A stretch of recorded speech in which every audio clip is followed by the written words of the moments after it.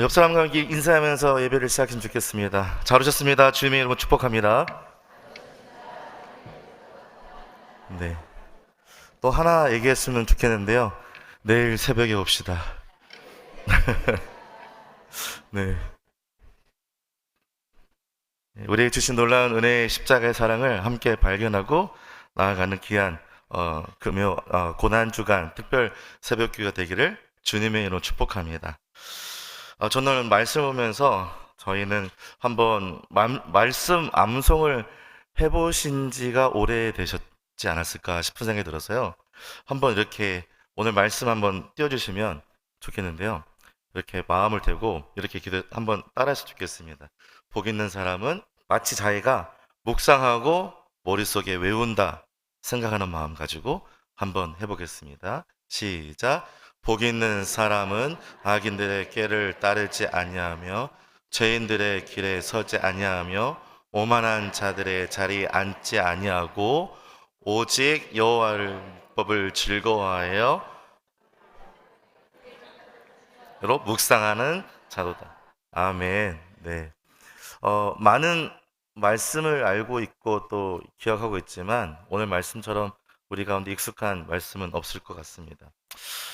제가 미국에 있을 때 저랑 사이좋게 지냈던 이웃 사촌 목사님이 있었습니다. 그 목사님이랑 같이 큐티라는 주유소에 간 적이 있었어요. 슬러시를 사 먹기 위해서. 텍사스는 되게 더웠거든요. 근데 갑자기 눈앞에, 그러니까 가게 문을 열고 들어가는데 문 앞에 1조 2천억이라는 복권 당첨 금액이 눈에 들어왔습니다. 제 눈에 띄인 거죠.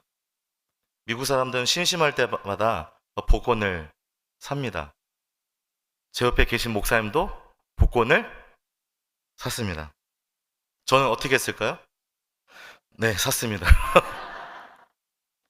저도 그 자리에서 복권을 2장 샀습니다. 한 장도 아니고 2장을 샀어요. 나도 복권을 사서 큰 복을 얻고 싶었기 때문입니다. 그런데 집에 와서 가만히 생각해 보니까 내 신앙이 참 짧았다는 생각이 들었어요. 깊게 생각했어야 되는데, 그렇죠?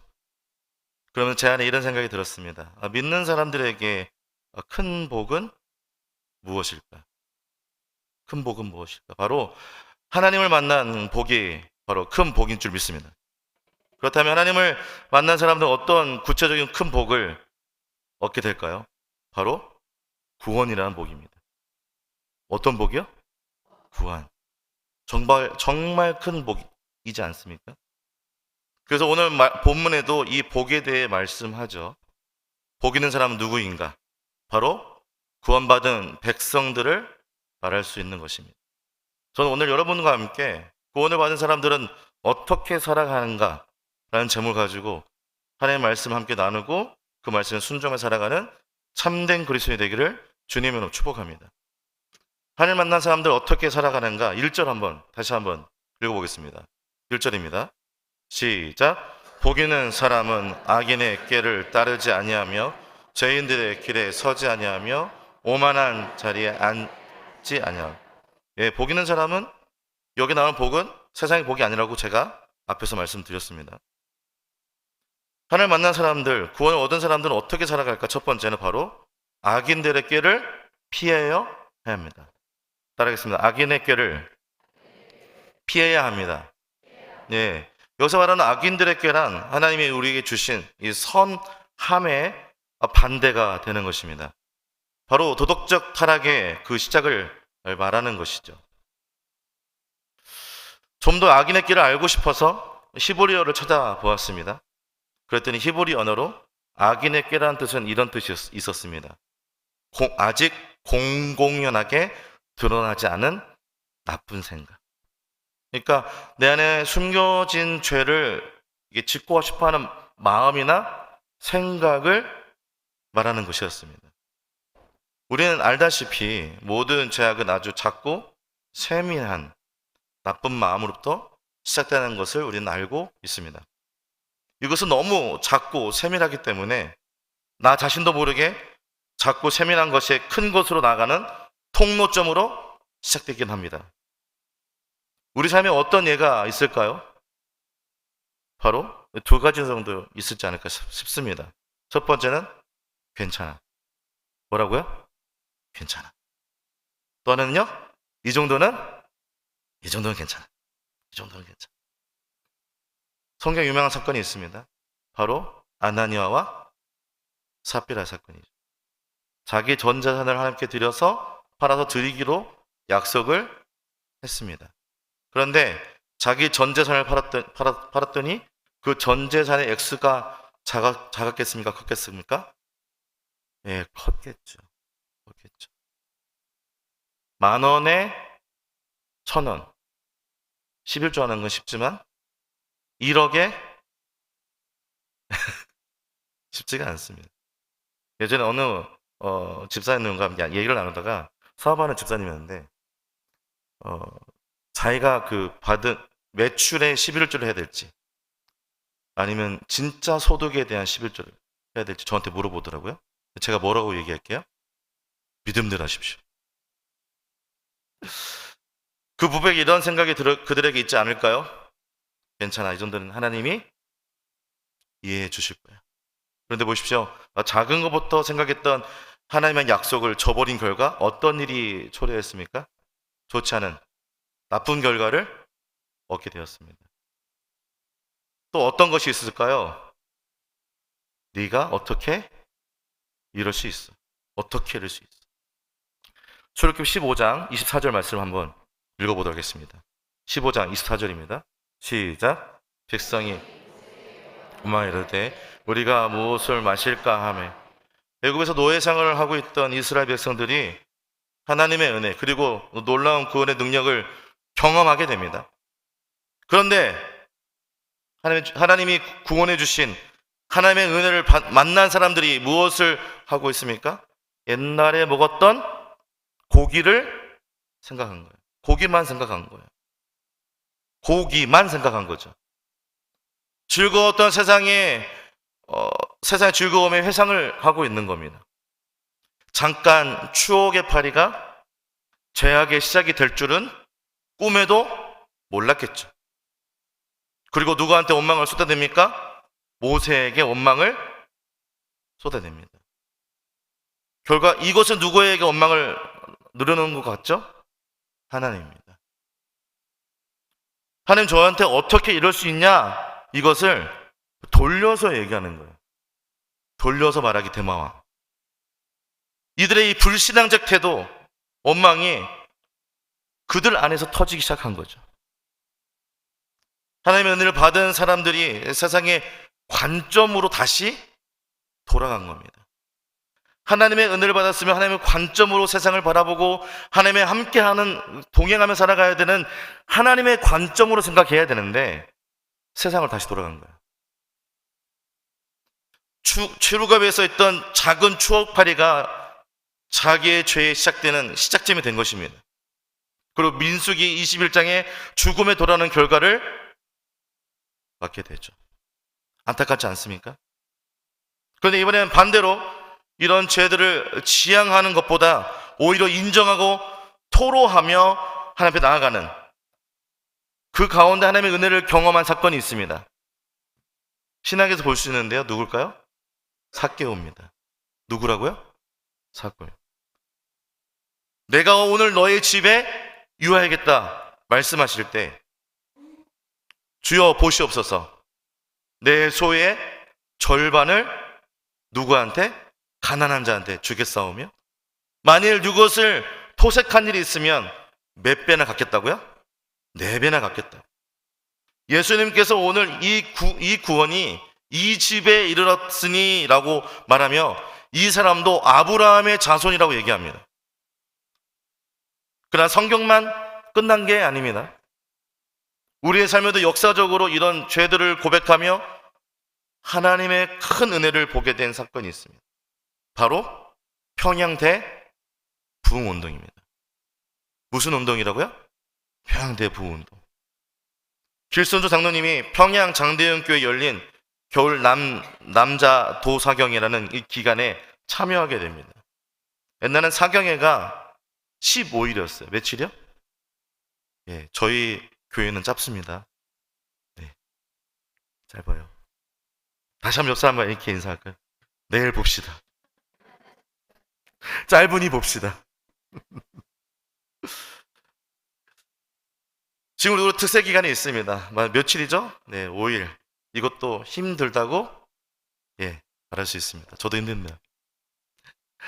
그러나 사경의 마지막 날 15일 밤 길선주 장로님이 이 예배에서 마지막 많은 사람들 앞에서 이런 고백을 합니다. 나는 형제들을 질시했고 방일양 선교사를 극도로 미워했다. 그러면서 하나하나 자기의 작은 죄들을 고백하며 회개하며 나갑니다. 그럼 어떤 일이 납니까? 작은 회개, 재회개 운동이 다른 큰 은혜의 파동의 시작점이 됩니다. 우리에게 주신 놀라운 십자가의 은혜 앞에 여러분들의 죄를 토로하며 나갈 때 우리의 심령의 주의 놀라운 은혜가 부어지고 그 은혜가 파동처럼 흘러나 모든 성도가 은혜가 가득한 특별 새벽교회가 될 줄을 믿습니다. 회개하며 주 앞에 나가야 된다는 거죠. 작은 믿음의 파동이 믿음의 불길로 이제는 나라로 휩쓸려 버리기 시작합니다. 아주 큰 일을 이뤄내기 시작한 거죠. 망망 곳곳에서 기도하는 소리가 퍼져나기 시작했고 그 기도는 멈추지 않고 오랫동안 지속이 됩니다. 여러분 보십시오. 아주 작은 차이로 이 나쁜 그리스도인의 삶과 참되고 위대한 그리스도의 삶의 모습이 우리 가운데 보여지고 있습니다. 성경뿐만 아니라 삶 속에서도요. 자, 그렇다면 우리들의 이 작은 유혹의 시험에서 피할 수 있는 길은 무엇일까요? 바로 하나님 앞에 자백하고 고백하는 것입니다. 우리가 보여지고 느껴진 그곳에서 바로 즉시 하나님 앞에 고백하는, 그래서 우리 가운데 우리의 힘으로 이길 수 없음을 고백하며 주를 붙잡는 기도 가운데 우리가 다시 한번 주 앞에 온전히 나가는 믿음이 우리 가운데 부어질 줄 믿습니다. 저는 우리의 작은 이 믿음의 고백으로 위대한 역사, 은혜를 경험할 수 있다고 우리는 말씀을 통해서 확인할 수 있습니다. 왜냐하면 세상에 볼 때는 작지만 하나님 보시기에는 큰 믿음의 성도이기 때문에 그렇습니다. 한번 따라하겠습니다. 작지만 큰 믿음. 네, 작지만 큰 용사라고 저는 여러분들을 표현하고 싶습니다. 작지만 큰 용사 같은 여러분, 기도하는 것에 주님 앞에 온전히 나아가는 귀한 우리의 심령이 되기를 주님의 이름으로 축복합니다. 그렇다면 우리 가운데 죄악을 피할 수 있는 힘이 우리 가운데 생겨나게 된다는 것이죠. 두 번째, 하나님 만난 복을 받는 사람은 어떻게 살아갈까요? 악인의 길에 서는 것을 피해야 합니다. 어디에서요? 악인의 길에 서는 것을 피해. 다시 한번 시편 1편 1절을 읽어보겠습니다. 시작. 복 있는 사람은 악인들의 길을 따르지 아니하며 죄인들의 길에 서지 아니하며 오만한 자들의 자리에 앉지 아니하고. 네, 아멘. 하나님의 형상을 지음받은 우리가 도덕적 마비로 죄의 길에 서서 나도 모르는 사이에 멈추지 못한 채 믿음의 삶과는 다른 죄인의 살아가는 방향으로 가게 된다는 것이죠. 중독도 같은 개념입니다. 이렇게 하면 안 되는데 안 돼.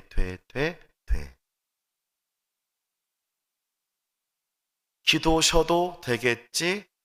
안 되나요? 되나 하면서 쉬는 거죠. 그 길에서 서게 되면서 멈추지 못하는 겁니다. 이렇게 되면 도덕적 마비를 경험하게 됩니다. 그래서 행동적으로 멈추지 못하고 그 길로 나아가는 죄악의 길에 서는 모습을 우리는 우리 자신을 통해서 보게 된다는 것이죠. 죄악에 서 있는 모습, 이런 모습을 우리는 이렇게 말합니다. 하나님과 분리되는 삶. 죄악에 서는 모습을 성경에서는 하나님과 분리된다라고 설명해 주고 있습니다. 이것은 도덕적 타락 이후에 있어지는 것입니다. 아주 작은 것부터 시작해요. 불이 더 커지는 결국 쉽게 막지 못하는 그런 지경에 이르게 된다는 것입니다. 미국은 매년 독립기념일에 큰 잔치를 엽니다. 그 날짜가 7월 4일, 포스 오브 줄라이라고 표현하는데요. 이날 텍사스에서는 제일 큰 불꽃 놀이가 진행이 됩니다. 저는 너무 가고 싶었어요. 근데 일도 해야 되고 공부도 해야 되니까 좀 못 가게 됐어요. 마음에 서원하던 차에 갑자기 불꽃이 점화되는 소리가 들렸습니다. 와, 멋지더라고요. 근데 갑자기 그 불꽃 소리가 멎었어요. 그리고 앰뷸런스 소리가 엄청 커져서 커지더라고요. 알고 보니까 그 불꽃놀이가 취소가 된 거예요. 속으로 꽃이다. 이게 사람이 아닙니까? 저만 그러나요? 꽃이다. 왜 취소가 됐을까요? 불꽃이 점화가 됐는데 올라가면서 작은 불씨가 떨어지면서 잔디에 옮겨 붙은 거예요. 그리고 꺼지지 않고 번져가기 시작한 거예요. 그리고 큰 불이 된 거예요. 마찬가지 오늘 시편 1편 1절을 히브리에 보면 이 죄의 점진성에 대해서 과정을 우리 가운데 여전히 보여주고 있습니다. 언어적인 점진법을 사용해서 악인에게서 죄인의 길로 연결하고 죄의 상태 어떻게 우리 심령이 변해가고 있는지 변절해 가는지 어떻게 또 더러워지는지를 우리 가운데 보여주고 있는 거죠. 성경 다른 곳에서도 죄의 점진성을 찾아볼 수가 있습니다. 어디입니까? 출애굽기 바로 15장 24절입니다. 그리고 16장 2절도 같이 읽어볼 건데요. 15장 24절 같이 한번 읽어보겠습니다. 시작. 백성이 모세에게 원망하여 이르되 우리가 무엇을 마실까 하매 16절 2절입니다. 16장 2절입니다. 시작. 이스라엘 자손 온 회중이 그 광야에서 모세와 아론을 원망하여. 한 명의 불평자가 이스라엘 온 회중을 어떻게 했습니까? 번져가게 했다는 거예요. 민수기 14장 2절 한번 또 보시죠. 2절입니다. 시작. 이스라엘 자손이 다 모세와 아론을 원망하며 온 회중이 그들에 이르되 우리가 애굽 땅에서 죽었구나. 이 광야에서 죽었다면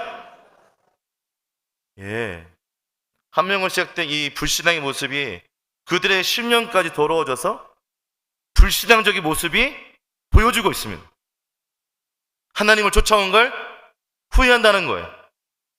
하나님과 동행하지 않았어야 된다는 거예요. 하나님의 백성이 된 것을 후회하고 있다는 겁니다. 그 14장 2절을 보시면 이 불평불만이 시작하여 더 걷잡을 수 없는 죄의 길로 가게 되는 모습을 우리가 보게 되어집니다. 죄성이 보이면 초장에 잡으십시오. 기도할 자리가 있으면 나와서 기도해야 우리의 심령이 주님 앞에 온전하게 설 줄 믿습니다. 거룩한 심령에 대해서 주님과 함께 나아가는 저와 여러분의 삶이 되기를 주님의 이름으로 축복합니다. 저도 그래요. 여러분만 그런 게 저도 그러더라고요. 점점 숫자가 커지고 많은 수가 죄를 짓게 하고 나중에 불신앙적인 모습이 이스라엘 곳곳에 보여주기 시작합니다. 초록, 동색. 풀색과 녹색은 같은 색. 이름은 서로 달라 보여도 따지고 보면 매한 가지. 유유, 가지는, 솔개는 매편. 여러분 주위에 불신앙적인 신앙을 가지고 있는 분들이 있다면 기도해 주시기를 주님으로 축복합니다. 교회 안에 들어오면 그것은 번져가기 시작해요. 번져가면 걷잡을 수 없이 오염되기 시작합니다. 이제 더 갑니다. 죄송합니다. 시편 1편 다시 한번 1절을 읽어보겠습니다. 시작. 복 있는 사람들은 악인들의 길을 따르지 아니하며 죄인들의 길에 서지 아니하며 오만한 자들의 앉지 아니하고. 네. 세 번째 하나님을 만난 복을 어떻게 살아갈까요? 오만한 자리를 피해야 합니다. 어떤 자리를요? 오만한 자. 도덕적으로 타락으로 인해 이제는 불신앙까지 생기게 됩니다. 괜찮아. 이 정도는 괜찮아. 어떻게 이럴 수 있습니까? 나는. 이제는 그렇게 시작했던 모든 입술의 고백들이 이제는 불신앙까지 일었다는 것을 우리가 성경을 통해서 보았습니다. 그리고 이제는 어떤 현상이 일어나면 믿음의 방향성까지 잃어버리게 됩니다. 믿음의 방향성까지 잃어버리게 돼요. 이제는 믿음의 견고함이 아닌 죄악의 타락성이 그들의 심령 가운데 가득 차기 시작합니다. 어디로 우리가 나아가야 될지 하는 말씀이 우리 가운데 역사해야 되는데 죄성이 살아나서 타락의 모습으로 나가게 되는 거죠. 믿음의 방향성을 잃어버리고 결국 죄악의 타락성만이 우리의 신앙 가운데 존재하게 된다는 거예요. 그러니 온전히 우리 믿음이 성장과 성숙을 이룰 수 있겠습니까? 성경은 이 복음을 우리 가운데 알려주고 있지만 how to live, 어떻게 살아갈지에 대해서 정확하게 얘기하고 있습니다.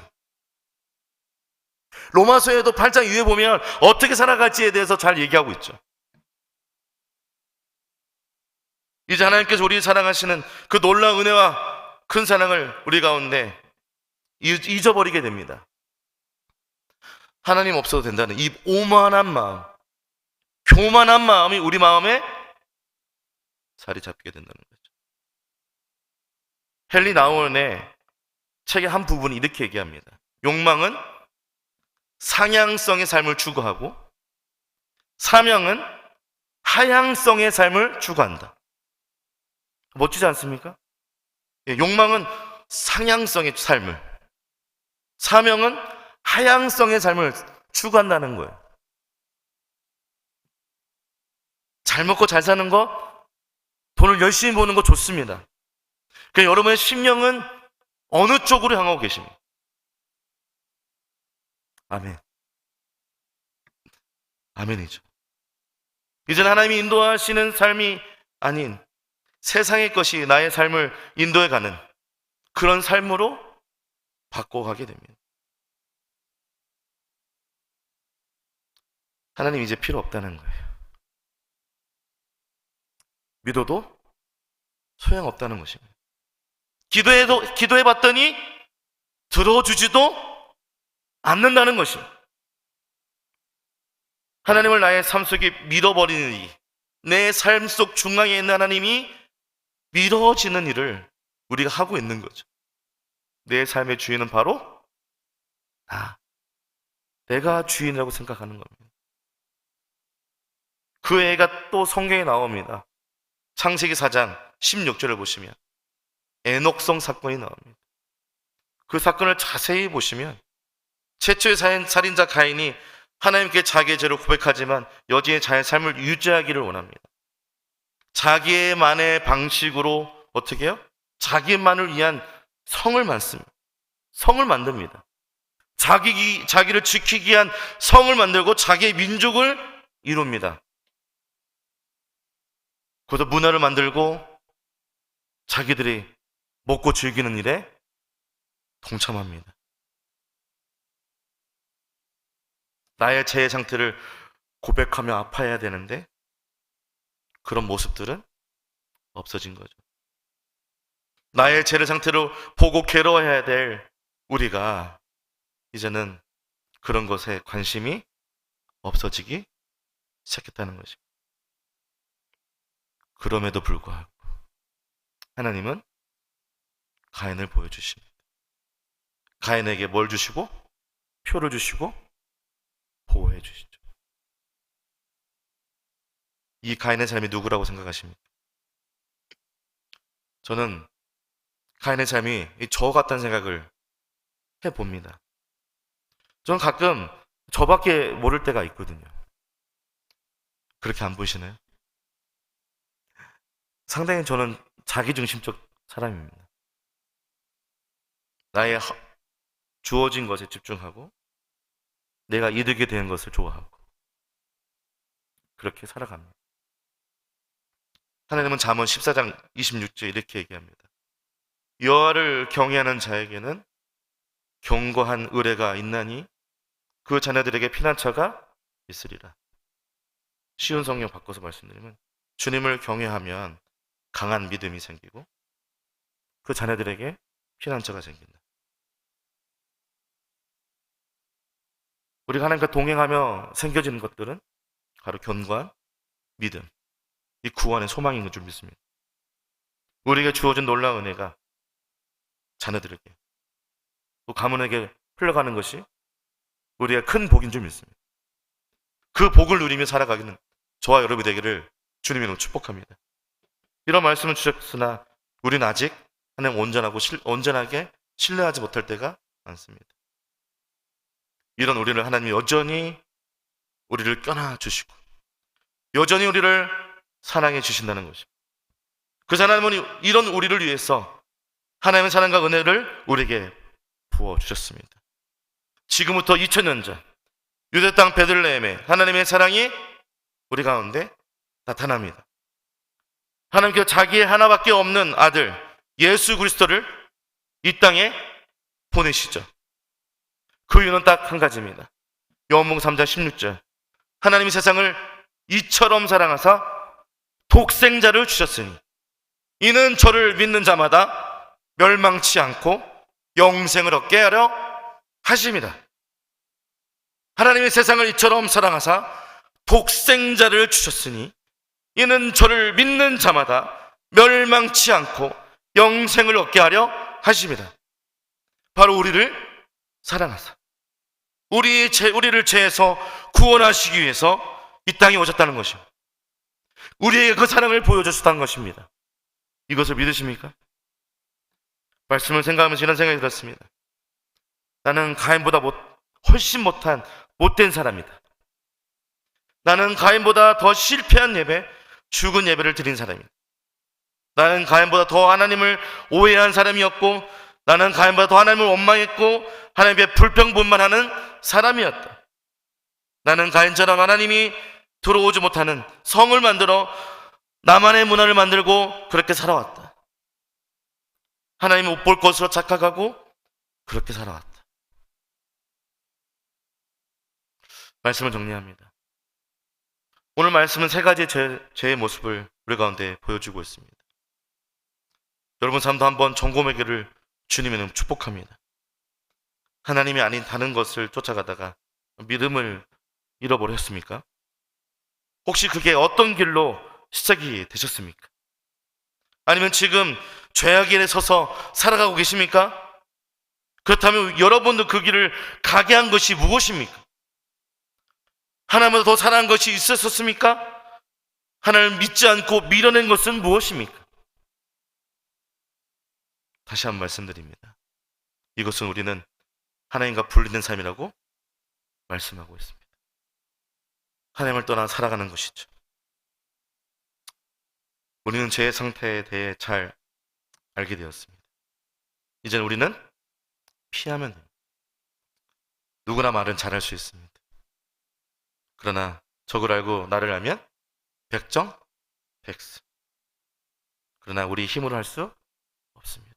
주님이 우리 마음 가운데 깨닫게 하시고 힘 주시고 그렇게 우리는 능히 그 죄에서 이겨낼 수 있을 줄 믿습니다. 그렇다면 우리는 어떻게 피할까? 작은 고백으로 시작합니다. 하나님 사랑합니다. 그 사랑을 내가 믿고 나아갑니다. 그 사랑을 보여주심을 감사합니다. 오늘도 그 사랑 앞에 우리가 고백하며 살아가는 저와 여러분이 되기를 주님의 이름으로 축복합니다. 복 있는 사람, 복 있는 사람. 바로 시편 1편 1절 그 안에 여러분의 모든 것이 담겨 있는 것을 고백하며 살아가기를 주님의 축복합니다.